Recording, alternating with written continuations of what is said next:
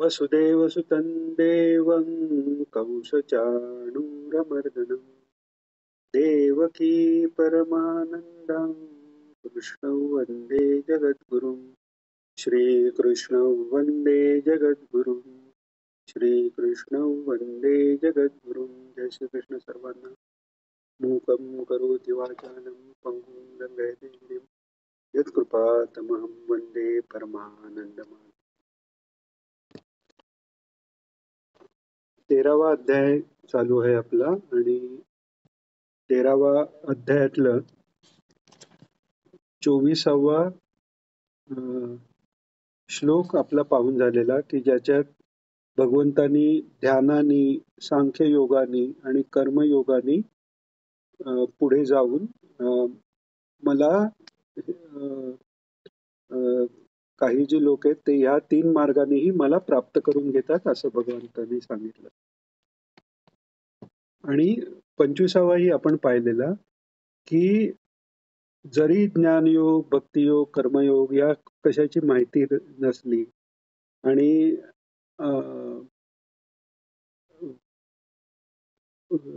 जी साधी भोळी लोक असतात काही की त्यांना एवढा अभ्यास नाहीये किंवा काय आहे पण श्रद्धा आहे, तर अशी श्रद्धावान जे आहे ते एखाद्या सत्पुरुषावर विश्वास ठेवून त्यांनी जे सांगितले त्याप्रमाणे उपासना जर त्यांची घडली तर त्यांनाही हेच फळ प्राप्त होतं, माझी प्राप्ती त्यांना होते असं भगवान इथे सांगतात. आता मागेही आपण उदाहरण घेतलेलं गिरी म्हणून जे शंकराचार्यांचे भक्त होते. पूर्ण वेळ त्यांच्या आश्रमातले जे काही कामं पडतील ती करायची, सकाळी सगळ्यांचे कपडे धुवायला न्यायचे वगैरे. ती गोष्ट आपण पाहिली की त्यांच्याबद्दल कोणी पद्मपादाचार्यांनी चेष्टेचा उद्गार काढल्याबरोबर यांचा संकल्प झाला आचार्य महाराजांचा आणि ते गिरी ज्ञानी झालेले. तर असे हे श्रद्धेचं खूप महत्व आहे.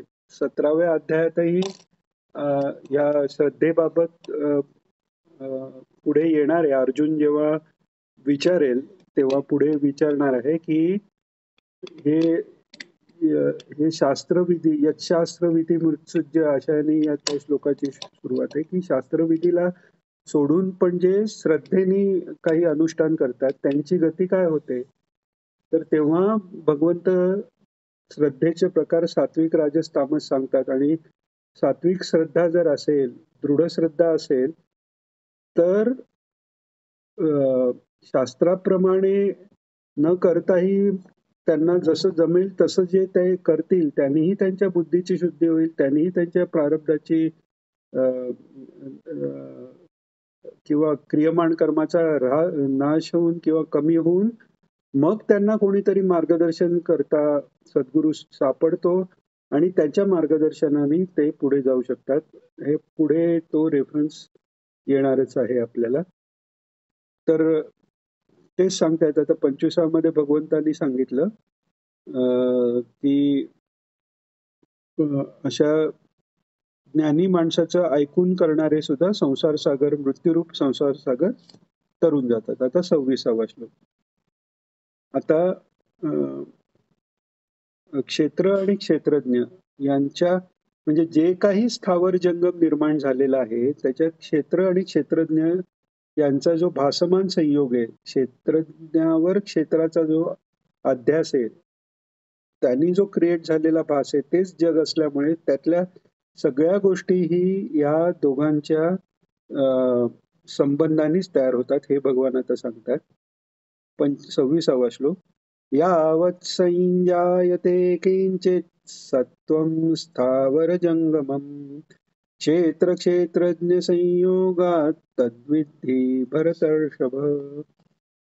यावत् संजायते किंचित म्हणजे जे काही, यावत म्हणजे जितकेही, किंचित म्हणजे थोडं सुद्धा, कणभर पण जे काही स्थावर जंगम असं उत्पन्न होतं, संजायते म्हणजे उत्पन्न होतं, ते सगळं ही क्षेत्र आणि क्षेत्रज्ञाच्या संयोगानेच होतं हे आपण पाहिलं. आता 27वा श्लोक आणि पुन्हा या 27व्या श्लोकात जे अदरवाईज बाकी कोणत्याही गोष्टीचं रिपिटेशन भगवंतांच्या सांगण्यात नाही. वेदांत वाक्याचा विचार करतानाही, वेदांत शास्त्राचा विचार करतानाही, एखाद्या प्रमेयाच्या बद्दल लिहितानाही किंवा त्याचा अर्थ करतानाही हा एक न्याय वापरलेला आहे की एखाद्या अर्थबोधक एक वाक्य आल्यानंतर हे वेद उपनिषद इतके नेमके लिहिणारे आहेत की नेमकं त्याच्यात सगळं ज्ञान आलेलं आहे की त्याच्यात पुनरावृत्तीची शक्यता नसते. आता वेद ज्यांचं रूप आहे, ज्यांच्यामुळे वेद तयार झाले, तेच भगवंत गीता सांगतायत, म्हणजे ही वेदरूपच आहे. आणि तरी ह्याच्यात आपल्याला एक सापडेल की हा एक सिद्धांत जो आहे तो पुन्हा पुन्हा भक्तियोगाच्या निमित्ताने, त्याच्यानंतर राजयोगाच्या निमित्ताने, अशा वेगवेगळ्या स्थितप्रज्ञेच्या लक्षणाच्या वेळी, अशा वेगवेगळ्या वेळी भगवान पुन्हा पुन्हा हे जाणवून देत आहेत की आपलं वागणं कसं असावं. वागणं ठराविक पद्धतीने असण्याच्या आधी आपली इतरांबद्दलची आपली वृत्ती कशी असावी याच्याकरता हे फार मोठं मार्गदर्शक आहे. तर ते आता 27व्यात आपण पाहू. समं सर्वेषु भूतेषु तिष्ठन्तं परमेश्वर विनश्यन्तं यः पश्यति स पश्यति. समं सर्वेषु भूतेषु हाच समोहम सर्वभूतानाम असो की 12व्या अध्यायाच्या सुरुवातीला ते जेव्हा अव्यक्त रूपाचीही उपासना करणारे मला प्राप्त होतात हे सांगताना भगवान करताची पण जेव्हा कंडिशन सांगतात तेव्हाही ते काय म्हणतात की सर्वभूतांशी सर्वभूत हिते रथः असलेला, म्हणजे निर्गुणाची उपासना करत असतानाही सर्वभूत हितेरथा हे कंपल्सरी तिथे सांगितलेलं आहे. सर्वभूत हितेरथा असाच्या असे शब्द दोनदा गीतेत आलेले आहेत आणि त्याच्या जवळच्या अर्थात आहे. समम सर्वेषु भूतेषु किंवा 11व्या अध्यायाच्या शेवटीही आपण पाहिलं की 12व्या अध्यायाची चा बेस ज्याच्यावर आहे, निर्वैरच सर्व भूतेषु यस्स मामेति पांडवा, म्हणजे तो मलाच प्राप्त होतो, निर्वैर सर्व भूतेषु असलेला, आणि मलाच प्राप्त होतो म्हणजे मीच होतो असं भगवान सांगतात. तर हे समसर्वेषु भूतेषु हे फार महत्वाचं आहे. आणि सम याचा अर्थ सारखं, पण सारखं म्हणजे काय, सर्व सारखं असणं एकाच गोष्टीत पॉसिबल आहे, ते म्हणजे सच्चिदानंद. म्हणजे सगळे भूत हे सच्चिदानंद आहेत हे या दृष्टीने तो पाहतो. म्हणजेच काय करतो, तिष्ठन्तम परमेश्वर, सगळ्या भूतांमध्ये परमेश्वराला पाहतो. आणि विनश्यन्तम म्हणजे नाशरहित, म्हणजे जे विनाशी सगळे जे जीव दिसत आहेत त्याच्यातही तो अविनश्यन्तम म्हणजे नाशरहित असा आणि सर्वत्र समभावाने राहणारा असा परमेश्वरच तो पाहतो हे सांगतात. पुन्हा पुन्हा एक त्याची थोडीशी पुनरावृत्ती सारखं करतात भगवान 28व्या मध्ये. समं पश्यन् हि सर्वत्र समवस्थितमीश्वरम् न हि नस्त्यात्मनात्मानं ततो याति परांगतिम्. समं पश्यन् हि सर्वत्र म्हणजे सर्वत्र सम पाहतो, म्हणजे सर्वांना सम पाहतो आणि सर्वत्र सम पाहतो. म्हणजे जंगम किंवा जे चरजीव आहेत त्यांना तर पाहतो, पण अचर किंवा सृष्टी सगळी आहे तिथेही ते समत्व म्हणजे सच्चिदानंदत्व तो पाहतो. आणि समअवस्थितम म्हणजे समरूपाने सर्वत्र अवस्थित म्हणजे स्थित राहणारा असा ईश्वर याला तो पाहतो. म्हणजे जो पुरुष समरूपाने असलेल्या परमेश्वराला सर्वत्र अ, समान ह्यानी पाहतो, त्याचं काय होतं? न हीनस्त्यात्मनात्मानं ततो यान्ति पराम गती.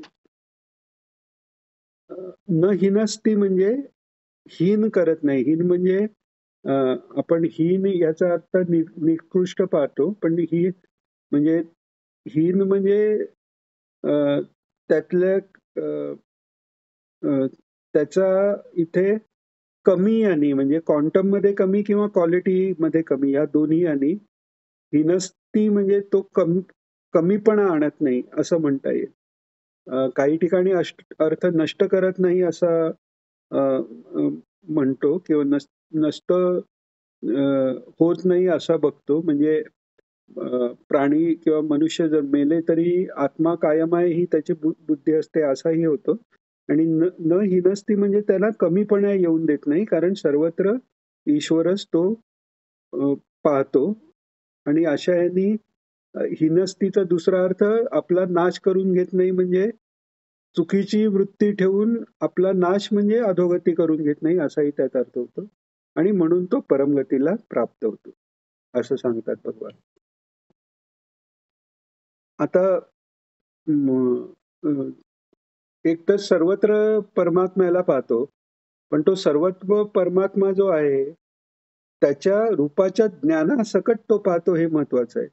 म्हणून तो सर्वत्र असणारा परमात्मा कसा आहे, त्याला कर्तृत्व आहे का नाही हे कळण्याकरता किंवा हे पुन्हा अ, निश्चित शब्दात सांगण्याकरता भगवान 29व्या श्लोकात म्हणतायत, प्रकृत्यैव च कर्माणि क्रियमाणानि सर्वशः यः पश्यति तदात्मानम् अकर्तारं स पश्यति. प्रकृतैव च कर्माणि म्हणजे अ, अ, प्रकृतैव च कर्माणि क्रियमाणानि सर्वशः म्हणजे सगळी कर्म ही प्रकृतीच्याच द्वारानी कायम होत असतात. आणि य पश्यति तदा तथात्मानं अकर्तारं स पश्यति. हे ज्याला कळतं की सगळी कर्तव्य सगळी जी कार्य आहेत कार्य म्हणजे त्याच्यात काहीतरी परिवर्तनाची गरज आहे. परिवर्तन हे मायेतच शक्य आहे.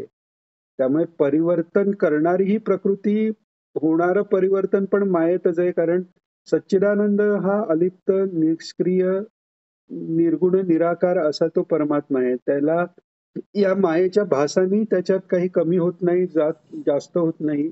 काही क्रिया त्याला करायची काही हे नाही कारण सर्वत्र एकसंध एकच ते रूप असल्यामुळे त्याच्यात कुठेही कधीही कोणत्याही काळी काहीही बदल होणं शक्य नाहीये. तर त्यामुळे प्रकृतीच हे सगळे कर्म करते हा जो बघतो तो अर्थातच तथात्मानम अकर्तरीम सपश्यते. तसंच तो मला अकर्ता आहे असं आत्म्याला अकर्ता आहे असं तो समजतो. कारण प्रकृती सगळं करते आणि प्रकृती ही पुरुषापेक्षा वेगळी असल्यामुळे तो पुरुष काहीही करत नाही म्हणजे तो अकर्ता आहे. हा जो पाहतो तो खरा पाहतो. आता इथे पश्यतीचा अर्थ पाहणे हाच नुसता न धरता ज्ञान होणे, ज्ञानाचा अनुभव होणे असा आपण घेऊ शकतो इथे. आता पुढे सांगतायत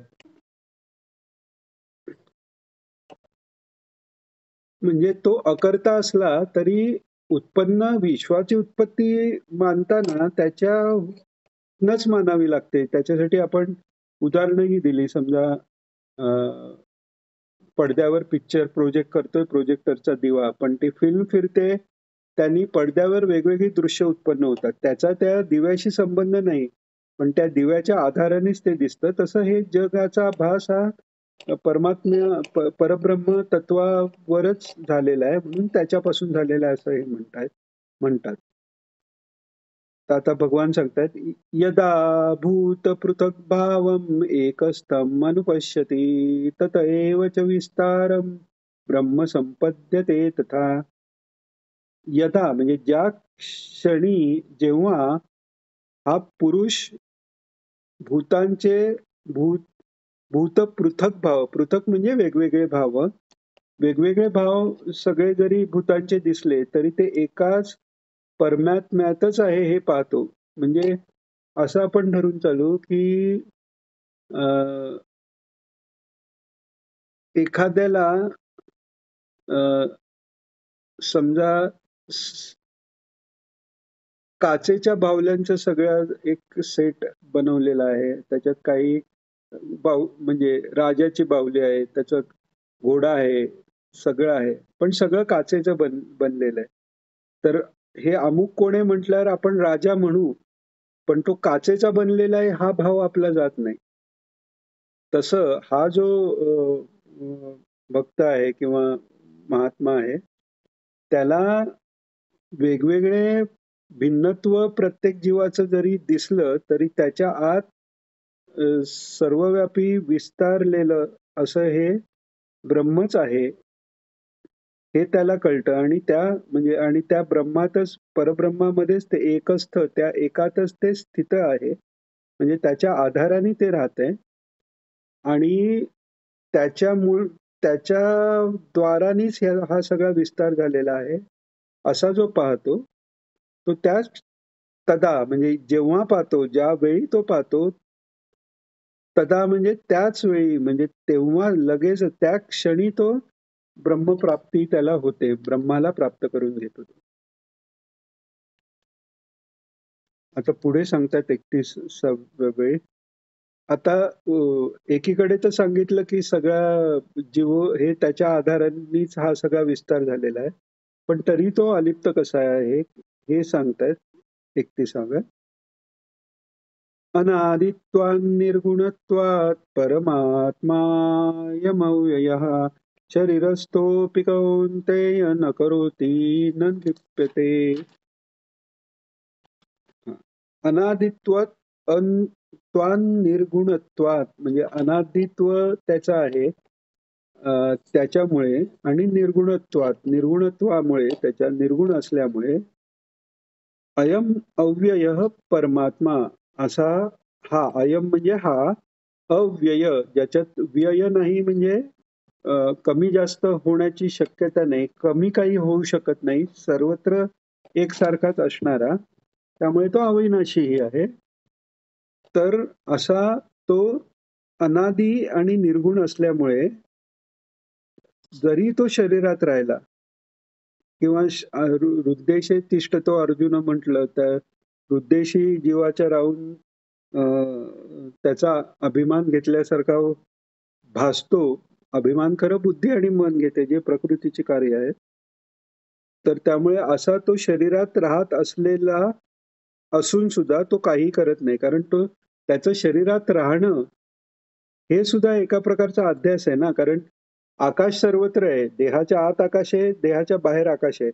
आता जेव्हा खरं समजा हा देह आहे, हा इथून इथे हलला, तर तो इथून इथे हलताना त्याच्या आतले हवा किंवा पृथ्वी, आप, तेजाचे जे काही अंश आहेत ते त्याच्याबरोबर हलतील, पण आकाश हलत नाही. आकाश आहे तिथेच आहे.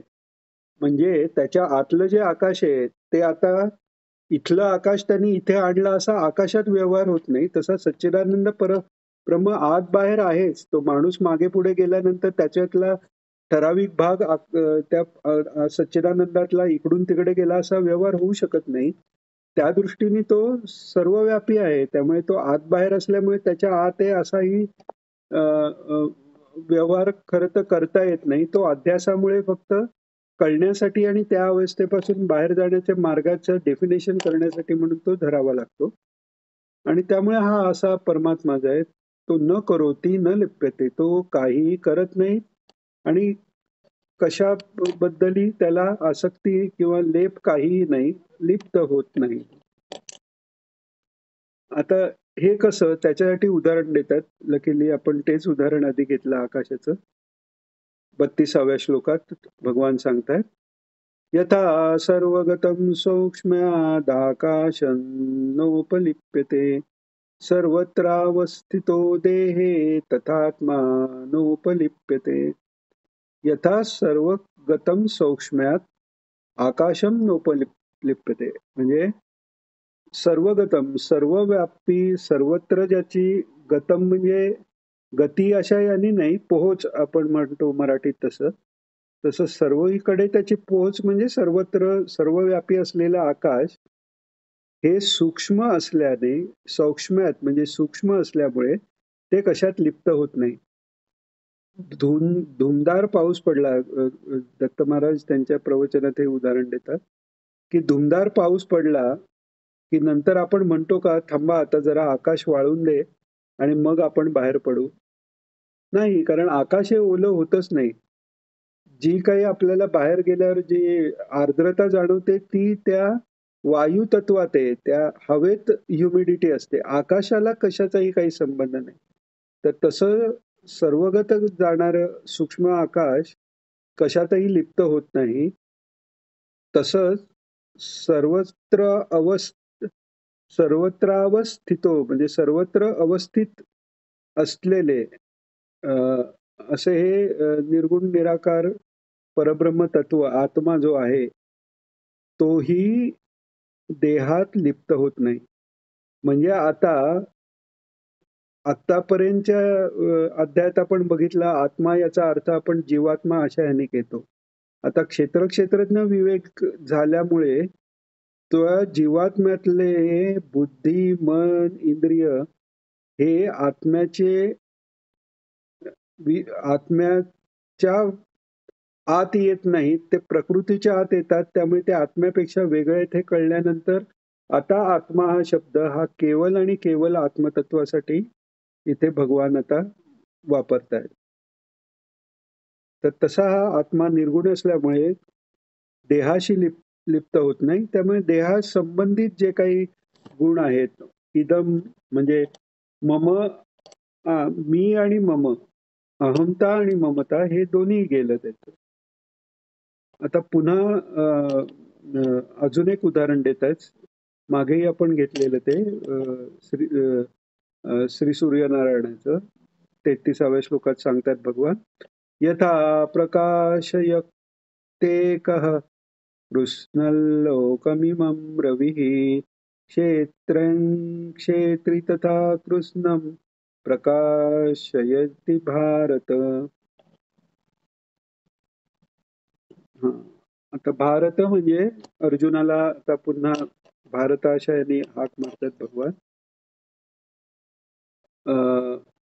आणि म्हणतात ज्याप्रमाणे यथा प्रकाश यत्तेक कृष्ण लोकमिमं रवी, एकच सूर्य सर्व ब्रह्मांडाला प्रकाशित करतो, तसंच क्षेत्रम क्षेत्री तथा कृष्णम प्रकाशयती भारत.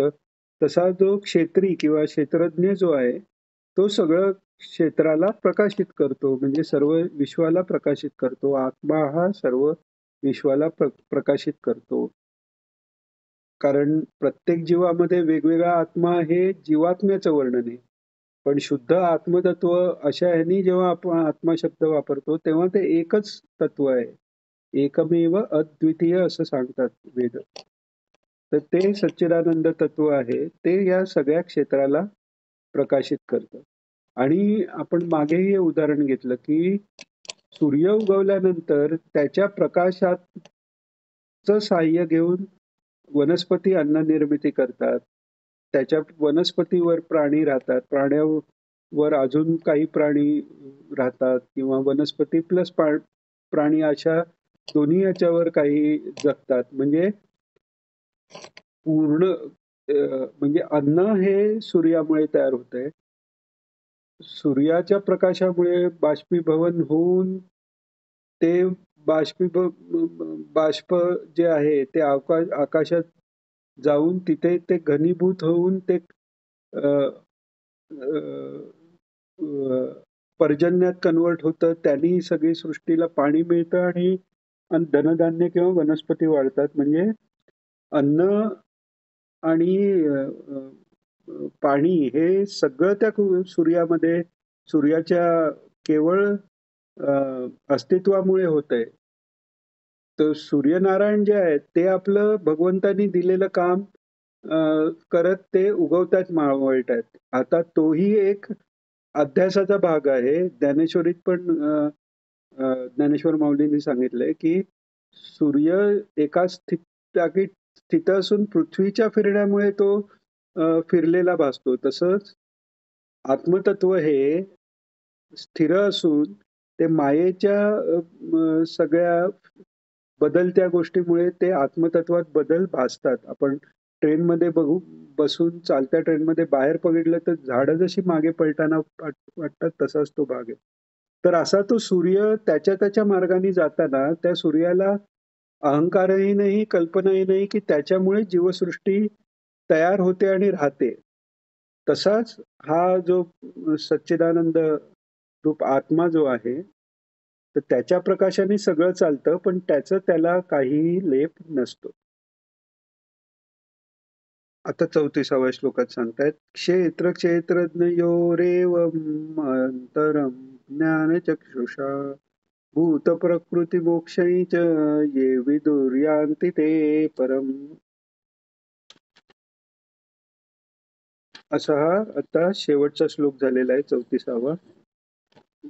समारोपाचा श्लोक आहे, त्याच्यामुळे जे काही आतापर्यंत या अ, श- अध्यायात सांगितलंय त्याचा समारोप या श्लोकात भगवान करतायत, की हे जे सांगितलं आता सगळं त्याच्याप्रमाणे आता क्षेत्र आणि क्षेत्रज्ञ याच्यातला भेद तुला सांगितला आणि कार्यासकट म्हणजे प्रकृतीची कार्य पण पाहिली, मग त्यात कशा त्या भावना वगैरे हे सगळं जे प्रकृतीच्या आत चालू आहे, तर ते कार्य आणि प्रकृती ह्याच्यापासून मुक्त होण्याचा मार्ग म्हणजे ज्ञानच आहे. तर ज्ञानदृष्टीने जो पुरुष तत्वता क्षेत्र क्षेत्रज्ञाचा भेद जाणतात, ते महात्मे परब्रह्म परमात्म्याला प्राप्त होतात. पुन्हा एकदा आठवण करून द्यायची वाटते. शुद्ध भक्तीनेही मुक्ती मिळते, योगानेही पुढे ज्ञान प्राप्ती होऊन मुक्ती मिळते, भक्तीनेही मुक्ती मिळते. हे सांगताना पण मुक्ती हेच ज्ञानाचं समवाचक आहे. त्यामुळे ज्ञान होणं म्हणजे ज्ञानाचा अनुभव होणं, सच्चिदानंद घन परमात्मा सर्वत्र आहे याचा अनुभव होणं, याला पर्याय नाहीये. त्यामुळे आम्हाला ज्ञान नको, आम्हाला फक्त भक्ती पाहिजे असा व्यवहारच होऊ शकत नाही. कारण भक्तीची परिणिती ज्ञानात आहे आणि साधन भक्तीची, आणि ते ज्ञान प्राप्त झाल्याशिवाय पंचम पुरुषार्थ जे पराभक्ती तीही प्राप्त होत नाही. तर अशा रीतीने हे ज्ञानाचं महत्व आणि ज्ञान खरं काय आहे हे 13व्या अध्यायात भगवंतांनी सांगितलेलं आहे. शेव अवतरणिका म्हणू आपण, की तो 13वा अध्याय पूर्ण होतोय. ओम तत्सदिति श्रीमद्भगवद्गीतासु उपनिषत्सु ब्रह्मविद्यायां योगशास्त्रे श्रीकृष्णार्जुन संवादे क्षेत्रक्षेत्रज्ञ विभाग योगो नाम त्रयोदशोऽध्यायः. श्रीकृष्णार्पणमस्तु. जय श्रीकृष्ण. आता आपण 10 मिनिटं आहेत, तर आणि मागेही आपण आता हे दुसऱ्यांदा आपण 13वा अध्याय घेतल्यामुळे आता पुन्हा समरी किंवा सारांश बघायला न जाता आपण 14व्या अध्यायाला सुरुवात करू इकडे. अथ चतुर्दशोऽध्यायः. त्याच्या आधी काही विचारायचंय किंवा काही सांगायचंय कोणाला? हरकत नाही. हा हा.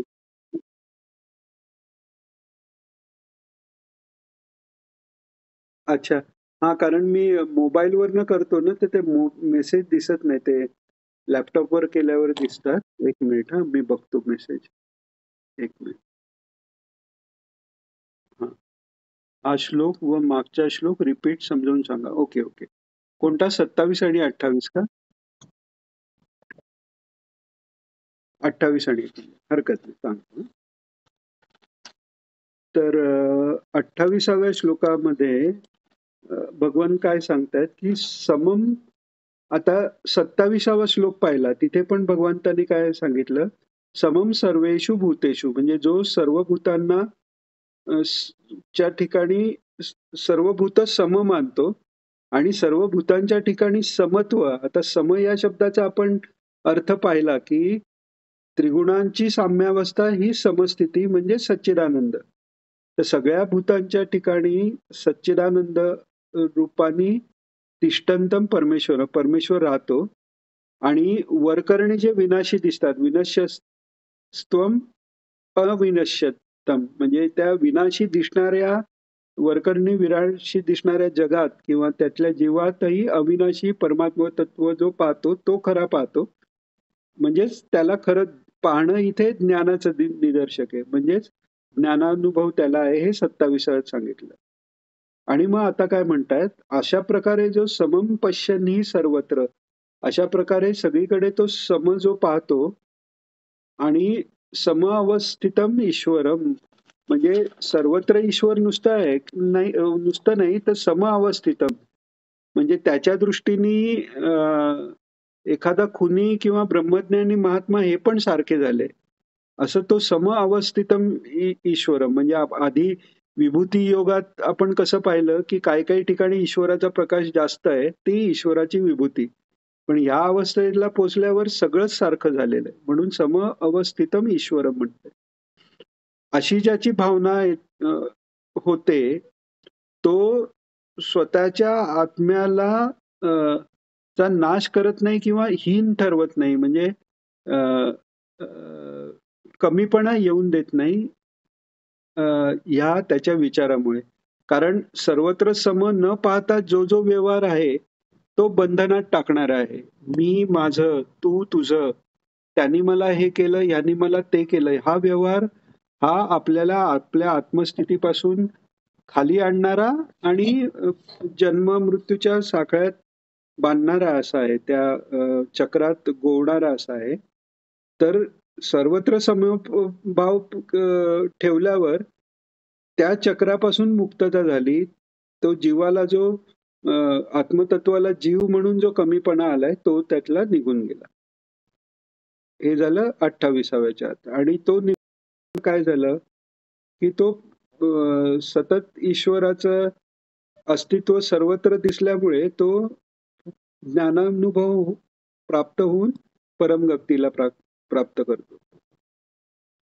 आणि म्हणजेच काय, तो सगळ्यांमध्ये परमेश्वर आहे ते पाहिलं, पण एवढंच पाहून ते पाहणं कसं आहे की नाहीतर वाईट कर्म करणारा पण बरेच जण म्हणतात ना, सर्वांच्या ठिकाणी परमेश्वर आहे तर लोकांचा खून करणारा पण परमेश्वरानेच केलंय असं आपण म्हणू.